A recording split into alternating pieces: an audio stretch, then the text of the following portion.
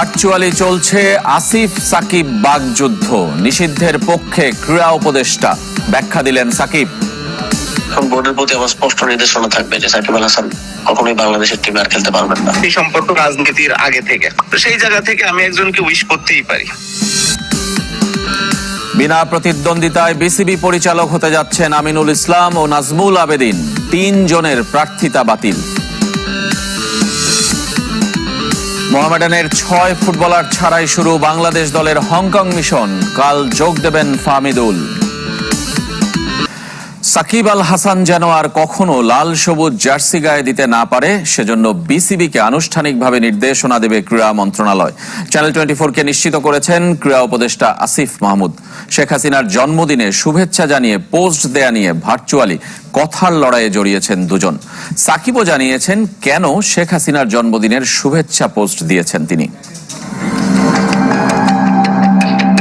আসিফ মাহমুদ সাকিব আল হাসানের ফেসবুক যুদ্ধ, যার শুরুটা রোববার রাতে সাকিবের এক পোস্টকে কেন্দ্র করে।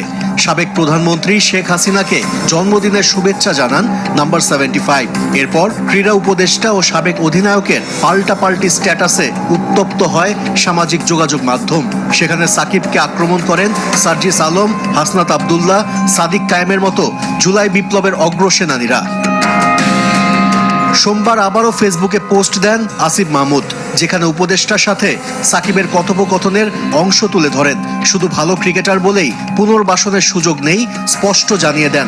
চ্যানেল 24-কে নিজের প্রতিক্রিয়া দিয়েছেন আসিফ মাহমুদ। আওয়ামী লীগকে এখনো ধারণ করে বলেই ফ্যাসিস্ট হাসিনার জন্মদিনে শুভেচ্ছা জানিয়েছেন বিশ্বাস ক্রীড়া উপদেষ্টার। যতবার তিনি দেশে আসার জন্য চেয়েছেন এবং খেলার জন্য চেয়েছেন, ততবার তিনি আমাকে বলেছেন যে ভাই আমাকে জোর করে নমিনেশনটা দেওয়া হয়েছে, আমি রাজনীতির সাথে জড়িত না, আমি শুধু এমপি ইলেকশনটা করেছি, এলাকার মানুষের জন্য কাজ করতে চেয়েছি। কিন্তু আসল সত্যটা তো হচ্ছে তিনি আসলেই আওয়ামী লীগের রাজনীতির সাথেই আষ্টপৃষ্টে জড়িত, যেটা প্রমাণ আমরা পেলাম। যোগাযোগ করা হয় সাকিবের সাথেও। মত প্রকাশের অধিকার সবার আছে বলে মনে করেন তিনি।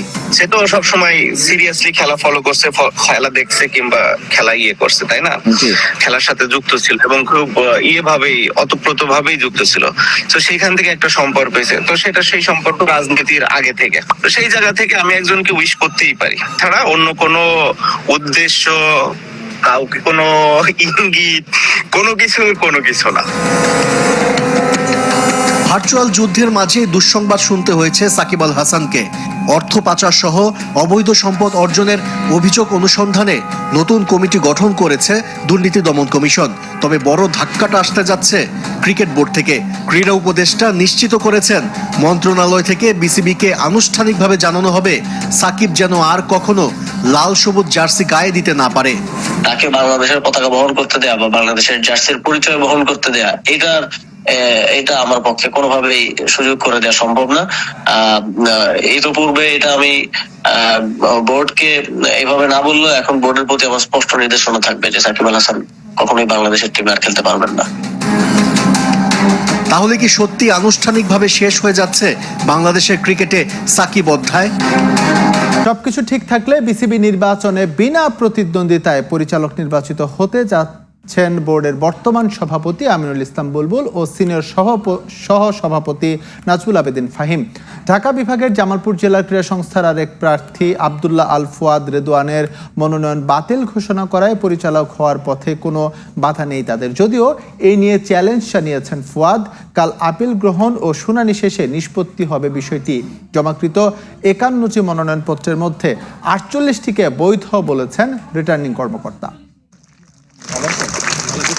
কদিন আগেই মোহাম্মদ আশরাফুলকে সরিয়ে ঢাকা বিভাগীয় ক্রীড়া সংস্থার অ্যাডহক কমিটিতে আমিনুল ইসলাম বুলবুল আর জেলা ক্রীড়া সংস্থায় সাথীরা জাকির জেসির পরিবর্তে নাজমুল আবেদিন ফাহিমকে যুক্ত করে জাতীয় ক্রীড়া পরিষদ। ক্রিকেট বোর্ড নির্বাচনে এই দুই হেভিওয়েট প্রার্থীর পাশাপাশি ঢাকা বিভাগ থেকে মনোনয়নপত্র জমা পড়ে আরও একটি। জামালপুর জেলা ক্রীড়া সংস্থা থেকে পরিচালক পদে লড়াইয়ে নাম লেখান আব্দুল্লাহ আল ফুয়াদ রেদওয়ান, কিন্তু বাছাই শেষে জানানো হয় বাতিল হয়েছে তার মনোনয়নপত্র।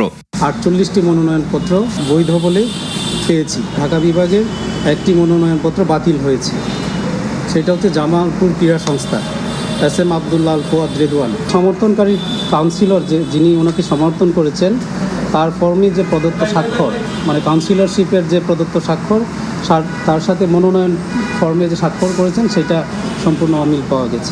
সেক্ষেত্রে বিসিবির বর্তমান সভাপতি বুলবুল ও সিনিয়র সহসভাপতি ফাহিমের জন্য রাস্তা পরিষ্কার। ঢাকা বিভাগ থেকে বরাদ্দ 2টি পরিচালক পদ, তাই তাদের প্রতিদ্বন্দ্বিতা ছাড়াই নির্বাচিত হওয়াটা কেবল সময়ের ব্যাপার।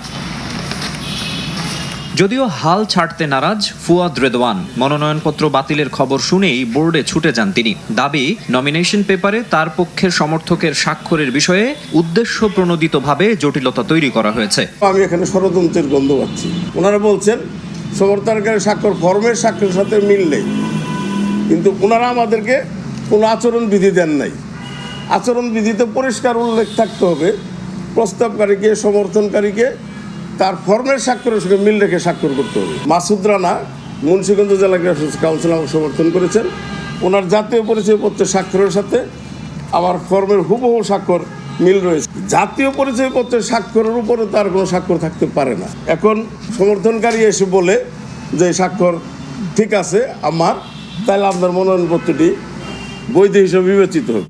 25 পরিচালক পদের জন্য 60টি মনোনয়নপত্র বিক্রি হলেও জমা পড়ে 51টি। এর মধ্য থেকে ফুয়াদ রেদওয়ান ছাড়াও চাঁদপুর জেলা ক্রীড়া সংস্থার শওকত হোসেন ও রাজশাহী বিভাগীয় ক্রীড়া সংস্থার হাসিবুল আলমের মনোনয়নপত্র বাতিল ঘোষণা করা হয়েছে। প্রার্থীদের চূড়ান্ত তালিকা প্রকাশ করা হবে 1 অক্টোবর। শিরোপা ছাড়াই পর্দা নামল এশিয়া কাপের। এসিসি চেয়ারম্যান মহসিন নাকভির হাত থেকে ট্রফি নিতে আপত্তি জানায় টিম ইন্ডিয়া। পরে সেই ট্রফি না দিয়ে চলে যান তিনি। সূর্যা কুমারদের উদযাপন হয় সোনালী শিরোপা ছাড়া, আর রানার্স আপের ডামি চেকটা ছুঁড়ে ফেলে উপস্থিত অতিথিদের বিব্রত করেন পাকিস্তান ক্যাপ্টেন সালমান আগা। ঘটনাবহুল এশিয়া কাপ ফাইনালের বিস্তারিত জানাচ্ছেন সাব্বির মিথুন। ঠিক একটা অদ্ভুত টুর্নামেন্টের পর্দা নামল আমার পেছনে, যে টুর্নামেন্টে হ্যান্ডশেক বিতর্ক থেকে শুরু হয়, এরপরে দুই দলের মুখোমুখি দেখা কিংবা সামনাসামনি কথা বলাও বন্ধ হয়ে যায়। এমনকি ফাইনালে আরও একটা ব্যতিক্রম চিত্র, যেখানে টসের সময় ভিন্ন দুইজন ধারাভাষ্যকর ভিন্ন দুই দলের অধিনায়কের সঙ্গে যোগাযোগ করে। এমন সব বিরল চিত্রের পরে যখন ফাইনালটা শেষ হলো, তখন ধারণা করা হচ্ছিল অদ্ভুতের এই এশিয়া কাপের পর্দাটা তো অবশেষে নামলো। তবে নাটক যে আরও বাকি ছিল। সদ্য সমাপ্ত সেই প্রাইজ গিভিং সেরিমনিতে নতুন করে নাটক।